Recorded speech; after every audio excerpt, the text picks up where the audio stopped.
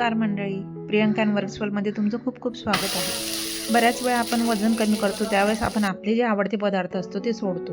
पण खरं तर आवडते पदार्थ न सोडता त्यांची फक्त योग्य पद्धतीने निवड आणि तयारी महत्त्वाची असते. तर आज आपण बनवणार आहोत अत्यंत पौष्टिक आणि पोटभरीचे मेथी धपाटे, जे योग्य प्रमाणात बनवले ना तर बॅलन्स मीलचा एक भाग बनतो आणि तुमच्या डाएटमध्ये तुम्ही सहज इन्क्लूड करू शकता. तर चला मग आता मी इकडे मस्त बाजारातून हिरवीगार मेथी घेऊन आलेली आहे आणि सोबत आणि मस्त टवटवीत कोथिंबीर. तर चला इकडे मेथी मी बारीक चिरून घेतलेली आहे आणि सोबतच 2 मीडियम साईजचे जे कांदे ते कट करून घेतले आणि भरपूर अशी कोथिंबीर.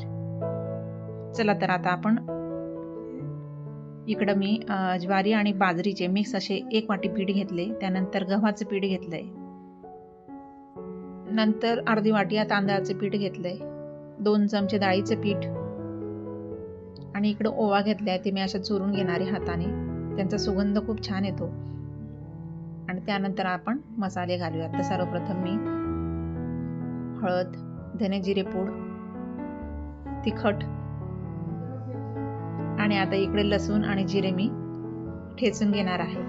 आणि हो, 2 चमचे नाचणीचं पीठ मी सुरुवातीला दाखवायचं विसरले. आणि जर आपल्याला वजन कमी करायचं असेल तर नाचणी आहारात असणं खूप महत्त्वाचं आहे. तर चला इकडे सर्व मी मिक्स करून घेतलंय. त्यानंतर जिरे, लसूणची ठेचलेली पेस्ट आणि थोडंसं वरून तेल. चला आता मिक्स करून मी पीठ असं मळून घेते. अगदी लहान मुलांच्या टिफिनसाठी आपल्याला रोजच प्रश्न पडतो, तर हे चांगलं ऑप्शन आहे. सकाळी किंवा संध्याकाळच्या जेवणात कुठल्याही वेळेला आपल्याला हे बेस्ट ऑप्शन आहे. तर हे नक्की आपण आठवड्यातून 1 दिवस तरी केलं पाहिजे.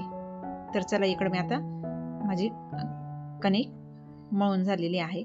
चला आता आपण धपाटे करायला घेऊयात. तर सर्वप्रथम मी पोळपाट घेतलेला आहे आणि एक तुम्ही कॉटनचा कपडा घेऊ शकता. माझ्याकडे हा कॉटनचा कपडा आहे.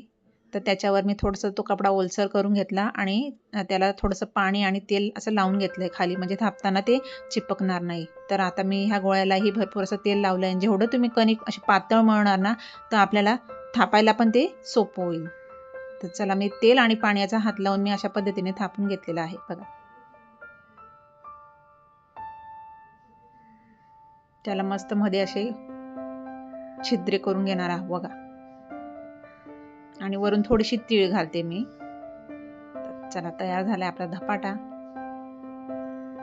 आणि आता मी थोडंसं तेल घालून घेते. अशा पद्धतीने आपला धपाट्याला मस्त खरपूस असं भाजायचं आहे. जेवढं तुम्ही खरपूस भाजणार तेवढा तो क्रिस्पी लागतो आणि हे गरम गरम खायला तर खूपच छान लागतात. तुम्ही दह्यासोबत, चटणीसोबत, लोणच्यासोबत खाऊ शकता. हे खूप बेस्ट ऑप्शन आहे. ह्यात फायबर आहे, प्रोटीन आहे.